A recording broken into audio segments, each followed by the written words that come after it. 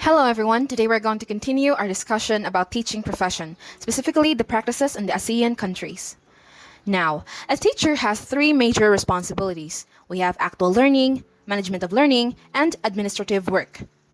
ASEAN teachers have to do this 6 to 8 hours a day, and so on and so forth. Between teaching days are the holidays. These could be the civic or religious. Now first, what is actual learning? Actual learning happens during the time where a teacher have a contact or discussing with his students, or this is the official teaching hours, which depends to its location. Second, management of learning. Simply speaking, it is the follow-up activities that support the actual teaching. For example, assignments, curricular, and quizzes, etc. And lastly, administrative work. So this is where teachers sum up all their students' performance, like making reports, checkings, and meetings, many more. Next, we have ASEAN teacher salary, from 120.50 US dollars to as high as 2,589 US dollars per month, or 5,000 to 100,000 in Philippine peso. I know what you're thinking right now, but there's more. In Singapore, which is around $45,755 per year, or 7-digit money in peso sign. However, this is just a range because salary based on qualification, teaching, experience, and level or grade assigned. So public school teachers have different salary scale too. And some countries have benefits provided like hardship or maternity pay, and bonuses like here in the Philippines, we have 13-month pay. Moving on, teaching system by level.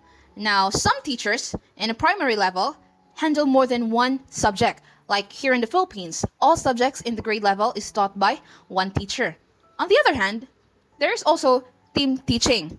It could be vertically or horizontal. So in vertical, there is only one teacher that will teach one subject from grade 1 to 6, while in horizontal, a subject will be taught by one teacher but in a specific level. For example, grade 2 special science. So that is only meant for grade 2 students or that level.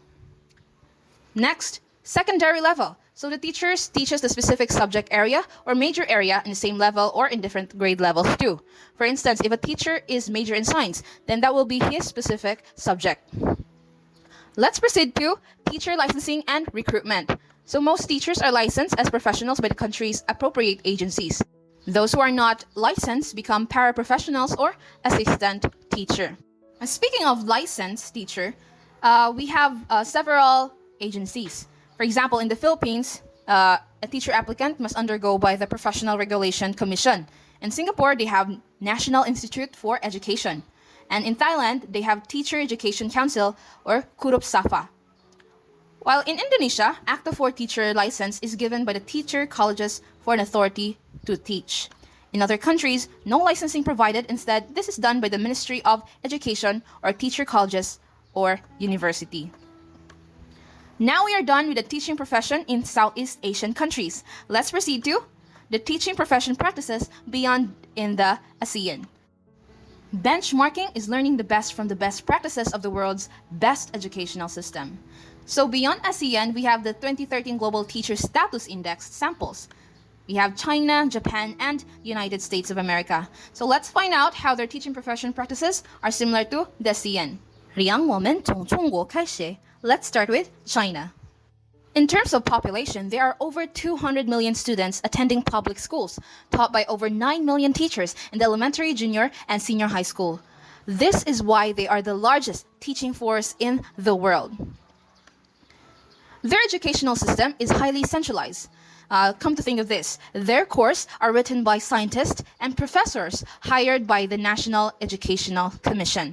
NEC is the body of the world professionals working together to establish an effective educational system, so international. Next, instructional contents are uniform for all the first 6 years of school, which focus on developing cognitive skills.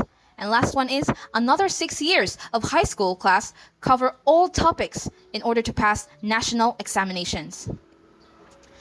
Now, in able to proceed in universities, a student must pass one of the 2 versions of the National University Entrance Examination.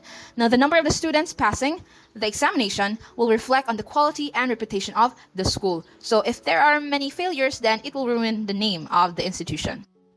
Next, education as a Chinese tradition. Now, education was used as a vital tool for centralization to make such uniqueness to their country.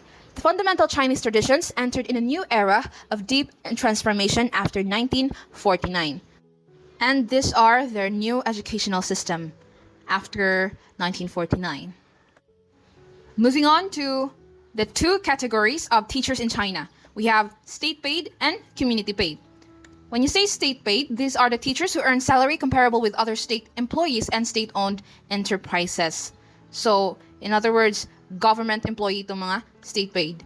And community-paid, these are the teachers who are paid by local community depending on the community income. So, kung dito pa yan sa Philippines, tinatawag natin itong private. State-paid teachers are categorized into grades according to their 5 years of service and their standard performance. The highest grade is the super grade teachers, who occupy 5% of the teaching force. The other grades in descending order are senior, third, second, and first grade teachers. First grade teachers, these are the new hired teachers.